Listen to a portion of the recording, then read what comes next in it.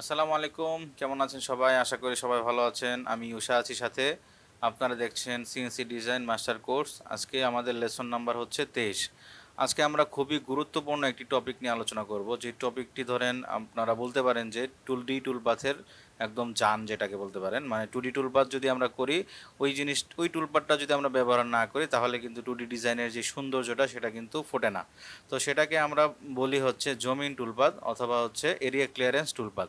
তো area clearance টুলপাথ কিভাবে কাজ করে, এরিয়া ক্লিয়ারেন্স টুলপাথ আমরা কিভাবে দিতে পারি, এরিয়া ক্লিয়ারেন্স টুলপাথের জন্য আমাদের ডিজাইনটাকে কিভাবে তৈরি করতে হয়, এই বিষয়ে আজকে হচ্ছে আমরা আলোচনা করব। তো কথা না বাড়িয়ে চলুন ভিডিওটি শুরু করি। ভিডিওটি শুরু করার পূর্বে আপনাদের কাছে রিকোয়েস্ট থাকবে, যারা আমার চ্যানেলটি এখনও সাবস্ক্রাইব করেননি অবশ্যই চ্যানেলটি সাবস্ক্রাইব করে নেবেন। কারণ এই চ্যানেলটিতে আপনারা একদম বেসিক থেকে নিয়ে অ্যাডভান্স পর্যন্ত প্রত্যেকটি ভিডিও কিন্তু পাবেন। আর্টকেম 2008 এবং আর্টকেম 2018, অ্যাসপায়ার এবং হচ্ছে জেডি পেইন্ট সম্পর্কে। সো কথা না বাড়িয়ে চলুন ভিডিওটি শুরু করি। গত পর্বে আমরা দেখেছিলাম এই ডিজাইনটিকে কিভাবে হচ্ছে ডিজাইন টুলপাথ দিতে হয়, বা মেশিন এবং ভেক্টর টুলপাথটি আমরা হচ্ছে কিভাবে এটার মধ্যে দিব। তো আজকে আমরা দেখব হচ্ছে কিভাবে এই ডিজাইনটাকে আমরা এরিয়া ক্লিয়ারেন্সের জন্য রেডি করব। তো এরিয়া ক্লিয়ারেন্সের জন্য রেডি করার পূর্বে আমাদের আগে দেখতে হবে কিভাবে এরিয়া ক্লিয়ারেন্স টুলপাথটি কাজ করে। তো এর জন্য আমরা এখান থেকে আর্টকেমে আরও একটি পেজ ওপেন করে নিচ্ছি। আলাদা একটা পেজ নিয়ে আপনাদের কাছে আগে ক্লিয়ার করব যে কিভাবে এরিয়া ক্লিয়ারেন্স টুলপাথটি কাজ করে। তো এখান থেকে আমি একটা পেজ নিচ্ছি, খুব বড় একটা পেজ নিচ্ছি না, ছোট করে নিচ্ছি। 500 মিলিমিটার বাই 500 মিলিমিটার একটা পেজ নিচ্ছি। এখন আমাদের যেটা করতে হবে, এইখানে সেম পেজটার মধ্যে আমরা একটা রেক্ট্যাঙ্গেল নিচ্ছি। এই রেক্ট্যাঙ্গেলটা নিয়ে আমরা এটাকে সেন্টার করে দিব। সেন্টার করা হয়ে গেলে এইটার মধ্যে আমরা হচ্ছে এরিয়া ক্লিয়ারেন্স একটা টুলপাথ দিব। ঠিক আছে? তো এরিয়া ক্লিয়ারেন্স টুলপাথটা কীভাবে কাজ করে এখনই আমরা দেখব। তো এখানে আমরা টুলপাথে যাচ্ছি। টুলপাথে যাওয়ার পরে আমি এই বক্সটাকে সিলেক্ট করে ধরে আমরা এখান থেকে চলে যাব এরিয়া ক্লিয়ারেন্স টুলপাথে। এরিয়া ক্লিয়ারেন্স টুলপাথটা মূলত কি করে, আমি যেই রেক্ট্যাঙ্গেলটা সিলেক্ট রেখেছি সেই রেক্ট্যাঙ্গেলটা সিলেক্ট থাকা অবস্থায় এর ভিতরের পুরোটুকু অংশ কি করবে, সে কেটে ফেলবে। এখন আমি ডেপথ যত দিব সেই ডেপথ অনুযায়ী কিন্তু সে হচ্ছে এখান থেকে সেটাকে কেটে নামিয়ে ফেলবে। তো এর জন্য আমরা এখানে ফিনিশ ডেপথ ধরেন দিচ্ছি 6 মিলিমিটার, এবং এখানে মেশিন সেভ জেড 20 রয়েছে। ওকে, এখানে আর কোনো কিছু চেঞ্জ করা দরকার নাই, যা থাকবে এখানে যা দেয়া আছে তাই থাকবে, সবগুলোতে 0, এবং হচ্ছে গিয়ে টলারেন্সে 0.01ই থাকবে। দেন আমাদের যেটা করতে হবে, এখানে টুল লিস্ট থেকে এখানে আমার অ্যাড করতে হবে টুল। আমরা জেনে রাখা ভালো যে আমরা হচ্ছে গিয়ে এরিয়া ক্লিয়ারেন্স টুলপাথে কিন্তু একাধিক টুলের ইউজ ব্যবহার করতে পারি। মানে আমরা 6 মিলিমিটারের সাথে 4 মিলিমিটার, 2 মিলিমিটার, ঠিক আছে, যে কোনো সাইজের কাটার কিন্তু আমরা একাধিক কাটার এখানে ইউজ করতে পারবো। তো আপাতত আজকে আমরা একটি কাটার দিয়ে দেখতেছি। এখান থেকে আমি অ্যাড করে দিচ্ছি। এখান থেকে আমি 6 মিলিমিটার হচ্ছে গিয়ে এরিয়া ক্লিয়ারেন্স টুলপাথের জন্য বেস্ট একটি কাটার 6 মিলিমিটার এবং হচ্ছে 8 মিলিমিটার। আর এখান থেকে আমি 6 মিলিমিটারটা চুজ করলাম, দেন আমরা এখানে সিলেক্ট করে দিলাম। তো সিলেক্ট করা হয়ে গেলে নিচে দেখুন এখানে একটি অপশন রয়েছে, সেইটি হচ্ছে কি যে step over, step down, feed rate, Planck rate এবং হচ্ছে স্প্যান্ডাল। এখন এখানে এগুলো কেন কি কারণে ব্যবহৃত হয় এটা একটু আমরা ডিটেলসে জানার চেষ্টা করব। তো প্রথমত আমরা দেখতেছি হচ্ছে কি স্টেপ ওভারটা কি। তো স্টেপ ওভারটা আমরা এখানে টুলপাথ দেওয়ার পরে ক্লিয়ারলি বুঝবো যে স্টেপ ওভারটা কীভাবে কাজ করে। আর স্টেপ ডাউনটা হচ্ছে যে আমরা একবারে, মানে ধরুন আমি এখানে 6 মিলিমিটার হচ্ছে কি ডেপ দিয়েছি, ফিনিশ ডেপ। এখন এই 6 মিলিমিটার কি আমি একবারেই কাটবো নাকি দুইবারে কাটবো নাকি ধাপে ধাপে কাটবো, কীভাবে কাটবো সেটা কি হচ্ছে এখানে আমার এখানে ডিফাইন করে দিতে হবে। ধরুন এখানে 6 মিলিমিটার রয়েছে ফিনিশ ডেপে, এখানে যদি আমি 1 দিই তাহলে সে কি করবে, 6 বারে সে হচ্ছে গিয়ে এই ডিজাইনটাকে সে কমপ্লিট করবে। এখানে যদি আমি 2 দিই তাহলে হচ্ছে সে 3 বারে টোটাল ডিজাইনটাকে সে হচ্ছে 6 মিলিমিটার ডেপথ করবে। ঠিক আছে? আর এখানে যদি আমি 3 দিই তাহলে সে 2 বারে করবে। এমনইভাবে যদি আমি এখানে 6 দিই তাহলে সে কি করবে, পুরো এরিয়াটুকু হচ্ছে গিয়ে সে আপনার একইবারে সে 6 মিলিমিটার ডাউন করে ফেলবে। এখন একটি 6 মিলিমিটার কাটার কতটুকু ডেপথ একসাথে সে কাটার ক্ষমতা রাখে, এটা ডিপেন্ড করে হচ্ছে আমি কি মেটেরিয়াল ইউজ করতেছি। যদি আমি কাঠ ইউজ করি তাহলে সে একসাথে হচ্ছে গিয়ে মিনিমাম 6 মিলিমিটার 7 মিলিমিটার মতো সে একইবারে সে কাটতে পারবে। আবার যদি আমি ভিনিয়ার বোর্ড অথবা হচ্ছে গিয়ে এমডিএফ বোর্ড কাটি, তো সেক্ষেত্রে 6 মিলিমিটার কাটার দিয়ে আপনি 8 mm পর্যন্ত একসাথে কিন্তু ডিপ করতে পারবেন এরিয়া ক্লিয়ারেন্সে, বা 9 mm পর্যন্ত কাটতে পারবেন, এতে কোনো প্রবলেম হবে না। ঠিক আছে? কিন্তু আপনি যদি কাঠের মধ্যে যদি 9 মিলিমিটার একসাথে দিতে যান তখন কিন্তু কাটারটা ভেঙে যাওয়ার একটা রিস্ক থাকে। তো 9 মিলিমিটার যদি আমি কোনো কারণে এরিয়া ক্লিয়ারেন্স বা ডিপ করতে চাই তখন সেই ক্ষেত্রে আমরা যেটা করব এখানে আমরা দুইবারে কাটবো। তো 9 মিলিমিটারের হাফ আমরা দিয়ে দেবো, ধরেন 4.5 দিয়ে দিব, তাহলে সে কি করবে, সে কিন্তু এইটুকু দুইবারে সে কমপ্লিট করবে। আশা করি বুঝতে পারতেছেন যে স্টেপ ডাউন জিনিসটা কি। স্টেপ ওভারটা আমি আসতেছি, স্টেপ ওভারটা এখানে একবার টুলপারটা দেওয়ার পরে আমরা হচ্ছে ক্লিয়ার হব।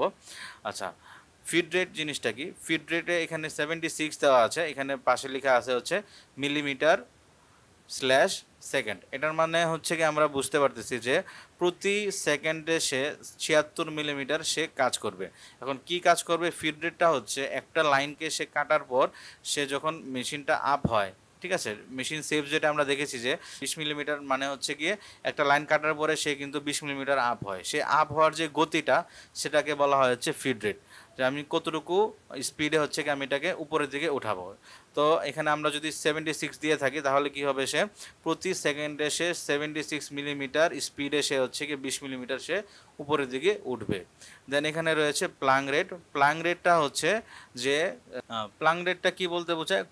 প্লাং রেটটা বলতে বোঝায় হচ্ছে যে সে তো মেশিন সেভ যে 20 দেওয়ার জন্য সে 20 মিলিমিটার উপরের দিকে উঠলো, কিন্তু উপরে উঠার পরে সে যখন সরে আর একটা লাইনে যাবে, সে যাওয়ার যে গতিটা, সে একটা লাইন থেকে আরেকটা লাইনে ক্রস হওয়ার যে গতিটা, সেটাকে হচ্ছে কি বলা হচ্ছে প্লাং রেট। তো এখানে দেওয়া আছে 50 মিলিমিটার পার সেকেন্ড। এখানে এনাফ আছে, আমরা চাইলে এটাকে একটু বাড়াইও দিতে পারি। তো আমি মনে করি খুব বেশি বাড়ানোটা ঠিক না, কারণ মেশিন যত বেশি বাড়াবেন মেশিনের উপর কিন্তু ততটাই প্রেশার সে গ্রহণ করবে। তো আশা করবো হচ্ছে কি আপনারা যা ডিফল্টে থাকবে সেটা দেওয়ার চেষ্টা করবেন। আবার অনেক সময় দেখা যায় যে আমরা যখন এনসি কন্ট্রোলিং সিস্টেমে কাজ করি, ডিএসপি ব্যতীত যখন এনসি কন্ট্রোলিং সিস্টেমে কাজ করি, তখন দেখা যায় যে এখানে প্রায় 200-300 পর্যন্ত আমরা এখানে ইউজ করে থাকি, কারণ অনেক মেশিনে অনেকভাবে কাজ করে প্লাং রেট এবং ফিড রেটটা। তো এখানে ডিএসপি কন্ট্রোলিং সিস্টেম যখন ইউজ করবেন তখন অনেকটা ডিএসপি কন্ট্রোলিং সিস্টেম যেটা হয়, এইসব সেটিংসগুলো ডিএসপির যে রিমোট রয়েছে সেই রিমোটের মধ্যেই হচ্ছে কি আপনাদের সেটিং করা থাকে, কিন্তু এনসি কন্ট্রোলিং সিস্টেমে সবগুলো সেটিং থাকে না। তো সেই ক্ষেত্রে আপনাদের যখন ডিজাইন করবেন তখন এখানে প্লাং রেটটা কিন্তু বাড়িয়ে দিতে হবে। আমরা যদি এখানে কম রাখি তাহলে কিন্তু দেখা যাবে যে খুব আস্তে ধীরে হচ্ছে কি সে এক লাইন থেকে আরেকটা লাইনে যাচ্ছে, সেটা অনেকটা মেশিনের প্যারামিটারের উপরেও ডিপেন্ড করে। তো আশা করি বুঝতে পারতেছেন কীভাবে হচ্ছে ফিড এবং প্লাং রেটটা কাজ করে। আমরা পরবর্তীতে আরও এটা নিয়ে বিস্তারিত কথা বলবো। তারপর রয়েছে হচ্ছে এখানে স্পেন্ডেল। স্পেন্ডেলটা হচ্ছে এখানে 15,000 আরপিএম দেওয়া আছে। তো আরপিএম শব্দের ফুল ফর্মটা কি? আরপিএম শব্দের ফুল ফর্মটা হচ্ছে রিভলিউশন পার মিনিট। মানে কি, যে এক মিনিটে সে একটি বস্তুকে কত স্পিডে মানে কত ভার ঘূর্ণয়ন করবে, সেটাকেই বলা হচ্ছে কি আরপিএম। মানে এক মিনিটে সে 15,000 আরপিএমে সে কী করবে, ঘুরবে। তো আমাদের যে স্পেন্ডেল থাকে সেই স্পেন্ডেলগুলো মূলত 18,000 থেকে নিয়ে 24,000 পর্যন্ত হচ্ছে কি তার ক্যাপাবিলিটি থাকে, মানে 18,000 থেকে নিয়ে 24,000 পর্যন্ত মোটামুটি ধরনের একটি ক্যাপাবিলিটি থাকে ঘোরার। তবে আমাদের কাট এবং বোর্ড কাটার জন্য এতটুকু আরপিএম দরকার পড়ে না, আমাদের normally 15,000 RPM is good enough, এর বেশি দরকার পড়ে না। তবে আমরা যখন 3D কাজ করব, তবে 3D কাজে কিন্তু আমাদের ফুল আরপিএমে কাজ করতে হবে, অন্যথায় কিন্তু কাটার ভেঙে যাওয়ার চান্স থাকে, অথবা মেশিনে দাগ পড়ার কিন্তু একটা চান্স থেকে যায়। তো সেক্ষেত্রে আমরা কিন্তু এখানে 18,000 ফুল স্পিডটাই কিন্তু তখন আমরা নিয়ে নিব। ওকে, তারপর রয়েছে হচ্ছে এখানে টুল নাম্বার। টুল নাম্বার বলতে কি বোঝাচ্ছে? টুল নাম্বারটা বলতে বোঝাচ্ছে হচ্ছে যে মেশিনগুলোতে এটিসি থাকে, অটোমেটিক টুল চেঞ্জার মেশিনটি যেভাবে কাজ করে সেটা হচ্ছে, ধরুন আমরা একটা 2D টুল পাথে কিন্তু 2D ডিজাইনে প্রায় 3টা থেকে 4টা কাটার পর্যন্ত আমরা ইউজ করে থাকি, কিন্তু আমরা ম্যানুয়াল যে মেশিনগুলো থাকে সেগুলোতে কিন্তু প্রত্যেকটা কাটারের কাজ শেষ হওয়ার পর ম্যানুয়ালি আমরা সেটাকে খুলে এবং হচ্ছে আবার কাটার চেঞ্জ করে হচ্ছে আবার রান করানো লাগে। তবে এটিসি সংযুক্ত যে মেশিনগুলো থাকে সেটাতে কি হয়, অটোমেটিকলি একটা কাজ শেষ করার পরে সে আরেকটি স্লট থেকে আরেকটি কাটার নিয়ে সে কিন্তু আবার অটোমেটিকলি রান করবে, সেটাকে বলা হয় এটিসি কন্ট্রোলিং সিস্টেম। তো এটিসি কন্ট্রোলিং সিস্টেম বাংলাদেশে খুবই একটা বেশি নেই, খুবই কম রয়েছে, কারণ কি এটা মূল মেশিনের প্রাইস থেকে অনেক বেশি হচ্ছে গিয়ে সেই শুধু এই অপশনটার জন্য আমাদের পে করা লাগে। সো সেই ক্ষেত্রে সবাই এই জিনিসটা অ্যাফোর্ড করতে পারে না। ধরুন নর্মালি একটা মেশিনের দাম যদি 5 লক্ষ হয়ে থাকে, তো সেই ক্ষেত্রে এটিসি সংযুক্ত মেশিনটার দাম 8 লাখের উপরে 9 লাখের উপরে হয়ে যেতে পারে। তবে আবার সব মেশিনেই কিন্তু আপনারা হচ্ছে এটিসি কন্ট্রোলিং সিস্টেম করতে পারবেন না। এখানে কিছু হাই কনফিগারেশনের কিছু মেশিনই হচ্ছে কি আপনারা এডিসি সমৃদ্ধ মেশিন পাবেন। তো এই বিষয়ে আপনারা নেক্সট কোনো একটা ভিডিওতে আমি আরও বিস্তারিত আলোচনা করব যে আপনারা কিভাবে কোথা থেকে এডিসি কন্ট্রোলিং সিস্টেম বা এডিসি সাপোর্টিং সিস্টেমের মেশিনগুলো আপনারা ক্রয় করতে পারবেন। আচ্ছা, তারপরে হচ্ছে আমাদের এখানে রয়েছে হচ্ছে টুল ক্লিয়ারেন্স স্ট্র্যাটেজি। এটা বলতে কি বোঝায়, এটাও আমি এখানে একবার টুলপাত দেওয়ার পরে আপনাদেরকে বোঝাচ্ছি। আমরা নেক্সট চলে যাচ্ছি, সেটা হচ্ছে মেটেরিয়ালে। তো মেটেরিয়ালে যাওয়ার পরে আমরা এখানে সেট আপ দিয়ে দেবো। এখানে আমরা আপাতত 10 মিলিমিটার দিয়ে দিচ্ছি, এটাকে উপরে উঠিয়ে দিচ্ছি, এখানে ওকে করে দিচ্ছি। এখন আমি এখানে একবার হচ্ছে গিয়ে নাও করব। নাও করলে আমাদের এখানে কিন্তু টুলপারটি সম্পন্ন হবে। নাও করতেছি। এখন দেখুন এখানে কিন্তু আমাদের এখানে অনেকগুলা লাইন চলে আসছে। এরিয়া ক্লিয়ারেন্স মানে এটাই যে পুরোটা এরিয়া জুড়ে সে হচ্ছে লাইন ক্রিয়েট করে সেটাকে হচ্ছে কি ক্লিয়ার করে ফেলবে। যেহেতু এর মাঝে আর কিছুই নেই, সো এখানে কি করেছে, সে একদম ফার্স্ট টু লাস্ট পুরাটাই হচ্ছে এখানে সে এরিয়া ক্লিয়ারেন্স কিন্তু নিয়ে নিয়েছে। ওকে, এখন আপনারা একটু যদি খেয়াল করেন, এখানে দেখতে পাচ্ছি যে যে লাইনটা শুরু হয়েছে সেটা এখানে বাঁ দিক থেকে ডান দিকে কিন্তু গিয়েছে, এবং পরের লাইনটা কিন্তু আবার বাম দিকে আসতেছে, এরপরেরটা আবার ডান দিকে যাচ্ছে। এর মানে কি দাঁড়াচ্ছে, এর মানে দাঁড়াচ্ছে হচ্ছে একটা কাটার সে এখান থেকে শুরু করবে, বাঁ দিকে যাবে, সরি ডান দিকে যাবে, আবার একটু গ্যাপ উপরে উঠবে, দেন হচ্ছে আবার বাঁ দিকে যাবে। এইভাবে করতে করতে ডান বাম করতে করতে কিন্তু সে কিন্তু একদম শেষ এই পর্যন্ত চলে আসবে। তো আশা করি বুঝতে পারতেছেন। এখন এখানে আমি স্কিপ করেছিলাম হচ্ছে স্টেপ ওভারটা। তো স্টেপ ওভারটা কি জিনিস আপনারা একটু খেয়াল করলে দেখবেন যে আমরা এখানে যে টুলপারটা দিয়েছি, তো টুলপার দেওয়ার কারণে কিন্তু প্রত্যেকটা লাইনের মধ্যে একটা গ্যাপ সৃষ্টি হয়েছে। মানে কি, একটা লাইন সে কাটার পরে সে কতটুকু লাইন হচ্ছে গিয়ে কতটুকু গ্যাপ সে আগাবে, দেন হচ্ছে আবার বাঁ দিকে আসবে, সেটাকে হচ্ছে ডিফাইন করে হচ্ছে আমাদের এখানে স্টেপ ওভার।